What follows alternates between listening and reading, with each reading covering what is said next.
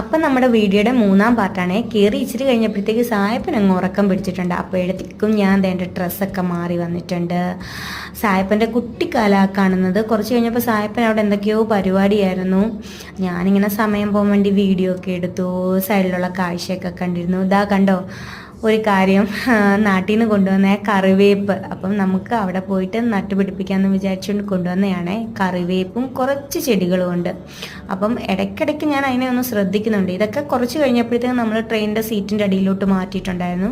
കയറി കുറച്ച് സമയം വരെ ബാഗിൽ തന്നെ വെച്ചേക്കുമായിരുന്നു. എവിടെ വെക്കണ്ടേന്നൊക്കെ ഒന്ന് സ്ഥലമൊക്കെ കണ്ടുപിടിക്കുമായിരുന്നു.